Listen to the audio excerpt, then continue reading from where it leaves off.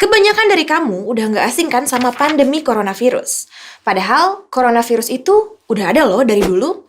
Kenapa baru sekarang ya ramainya? Sampai-sampai berbagai negara harus lockdown alias mengisolasi diri. Terus vaksinnya katanya kan belum ditemuin tuh. Tapi kok bisa ya ada yang sembuh dari COVID-19? Apa yang dikasih sama dokter ya? Terus apa yang harus kita lakuin untuk mencegahnya? Penasaran? Yuk kita bahas!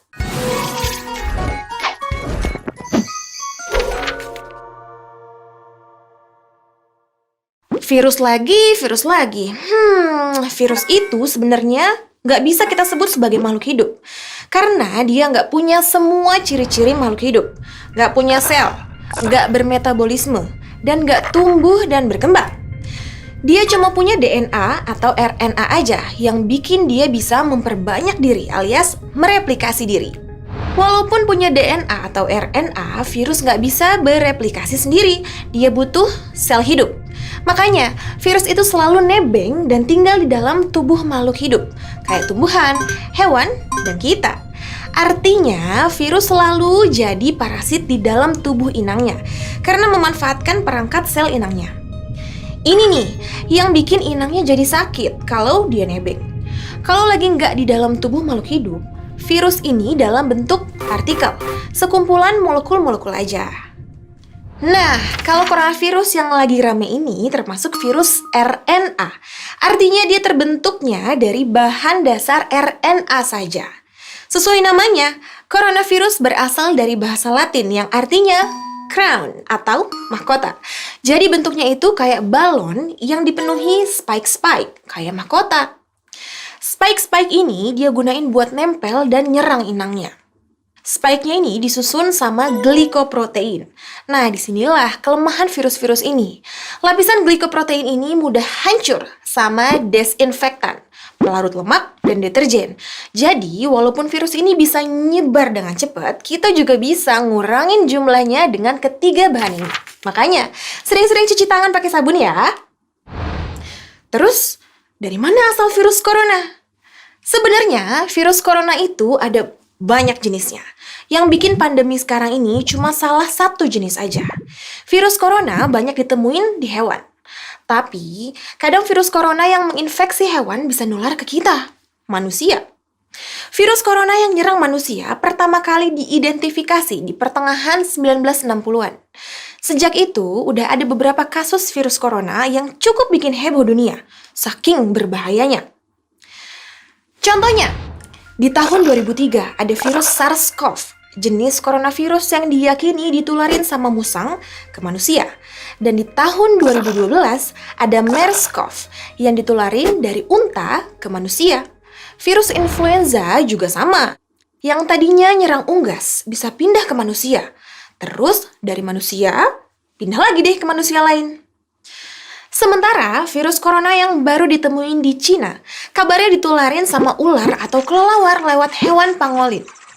Jenis coronavirus baru inilah yang dinamain SARS-CoV-2 alias Severe Acute Respiratory Syndrome Coronavirus 2. Dinamain begitu karena virusnya menyebabkan gangguan pada sistem respiratori atau pernafasan manusia.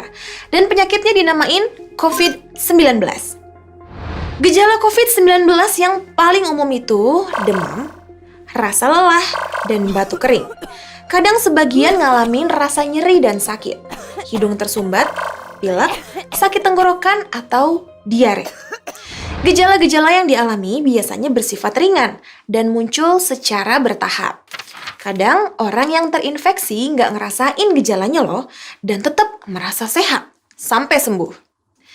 Dari data WHO, ternyata sekitar 80% orang yang terinfeksi berhasil pulih tanpa perlu perawatan khusus. Tapi, sekitar 1 dari 6 orang yang terjangkit COVID-19 menderita sakit parah dan kesulitan bernafas, sampai gangguan pneumonia yang bisa berujung kematian. Jadi serem ya, mana vaksinnya masih diteliti lagi karena virus ini tuh jenis baru. Loh, kok belum ada vaksinnya? Kok ada yang bisa sembuh ya? Nah, sebenarnya vaksin itu gunanya buat mencegah orang yang sehat dari serangan virus ini. Kalau yang nyembuhin tubuh pas terserang virus itu sistem imun di tubuh kita. Sistem imun tugasnya ngelawan patogen-patogen, kayak virus ini. Kalau seseorang terinfeksi alias virusnya masuk ke tubuhnya, terjadi semacam perang di dalam tubuh. Sel-sel darah putih yang tugasnya ngelawan patogen bakal berusaha buat bunuh atau ngilangin virus dari tubuh kita. Dan sistem imun itu juga bakal ngasilin antibodi kalau si virus ini datang lagi. Jadi kita bisa imun atau kebal dari virus ini. Kemungkinan untuk sakit karena virus yang sama jadi kecil. Sedangkan kalau vaksin itu imunitas buatan. Jadi kalau kita gunain vaksin untuk virus SARS-CoV-2, tubuh kita bisa langsung bentuk antibodi yang ngelawan virus tersebut tanpa harus ngerasain penyakitnya dulu. Saat ini keadaan kritis lebih sering terjadi di orang-orang yang udah lanjut usia atau memang tubuhnya lagi dalam keadaan sakit karena kebanyakan dari mereka sudah lemah sistem imunnya. Tapi ini bisa aja berubah, karena para ahli di dunia juga masih mempelajari virus yang baru ini. Apalagi, baru-baru ini di Italia dan Perancis juga banyak dari kalangan muda yang keadaannya sampai kritis. Jadi kamu harus tetap waspada ya, jangan menyepelekan karena virusnya udah nyebar kemana-mana. Biar terhindar dari virus corona, cari tahu yuk gimana penyebaran penyakit COVID-19 ini. COVID-19 menyebar dari orang yang udah terinfeksi.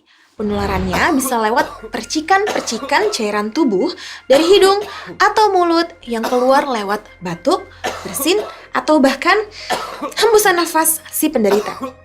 Kalau percikan-percikan itu mendarat di sebuah benda, misalnya gagang pintu, virusnya bisa bertahan sampai berapa jam, bahkan beberapa hari. Dan kalau gagang pintu itu disentuh sama orang sehat, habis itu dia nyentuh mata, hidung, atau mulutnya, virusnya bisa pindah deh, masuk ke tubuhnya dan nebeng di orang tersebut. Nah, makanya kamu harus sering cuci tangan dengan pakai sabun atau pakai hand sanitizer setelah kamu berpergian keluar rumah dan sebelum kamu makan. Terus, sebaiknya jaga jarak, setidaknya 1 meter dari orang yang lagi batuk-batuk atau bersin-bersin. Kalau kebetulan kamu yang lagi batuk-batuk, kamu harus tutup mulut kamu saat batuk dengan siku yang terlipat atau ditutup dengan tisu. Jangan dengan telapak tangan ya, karena habis itu biasanya kamu bakal nyentuh benda lainnya. Kalau mau lebih aman, dianjurkan untuk pakai masker. Selain itu, kamu harus lebih rajin bersihin permukaan benda-benda di sekitar kamu yang sering disentuh sama banyak orang. Hindari juga tempat yang rame. Jangan nonton konser dulu, mending di rumah aja. Kalau nggak penting-penting banget, jangan pergi ke tempat-tempat keramaian.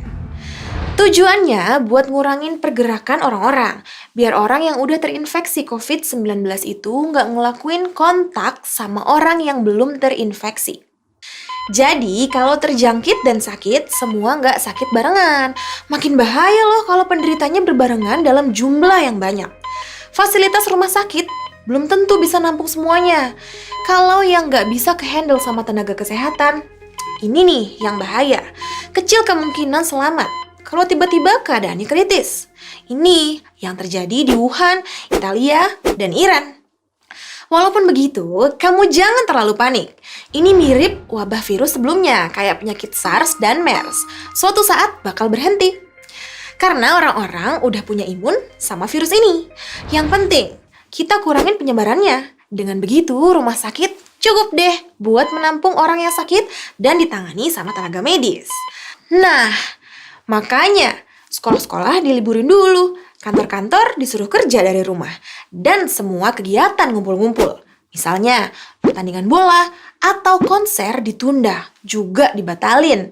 Semuanya biar ngurangin penyebaran virus ini lebih luas lagi. Ini yang disebut social distancing. Karena nggak kemana-mana, bikin bosan ya di rumah. Nah, aku punya tips nih jalanin social distancing ini. Cobain cara baru belajar. Belajar bisa di mana aja loh, bisa secara online. Kayak sekarang, kamu pakai aplikasi belajar Pahamify. Terus, biar tubuh tetap fit, rajin olahraga yang bisa dilakuin di rumah. Kayak yoga, skipping, dan senam. Main game. kegiatan ini siapa sih yang gak suka? Game itu gak selalu yang digital doang loh, tapi ada board game dan game-game tradisional kayak Scrabble dan Congklak yang seru dimainin bareng kakak, ibu, ayah, atau adik kamu. Hitung-hitung quality time sama keluarga. Banyak hal baru yang bisa kamu cobain di rumah, kayak belajar masak, menulis, belajar gambar, belajar animasi, belajar fotografi, belajar editing video dan audio. Keterampilan kayak gini bisa kamu pelajarin secara online juga loh. Contohnya di Skillify. Di sana ada juga kelas buat mempersiapkan diri kamu yang pengen kuliah di luar negeri, bahkan sampai belajar programming tanpa coding. Wah! Oke teman-teman, di video ini kita udah kenalan sama virus corona yang nyebabin pandemi di dunia. Kita belajar dari mana asal virusnya, penyembuhannya, penyebarannya, penyakit apa yang ditimbulkan, dan gimana menghindari virus ini. Jangan terlalu panik ya, tapi tetap waspada dengan selalu menjaga kesehatan dan kebersihan. Makan makanan bergizi, tidur yang cukup, kalau bisa minum vitamin kayak vitamin C dan vitamin D buat ningkatin imunitas tubuh kamu. Dan penting banget nih, buat biasakan cuci tangan secara teratur dan menyeluruh. Pakai air bersih dan lebih baik lagi kalau pakai sabun atau cairan antiseptik. Semoga kita tetap sehat dan pandemi ini cepat berlalu. Walaupun libur di rumah, jangan lupa untuk terus belajar ya. Semangat dan stay safe semuanya!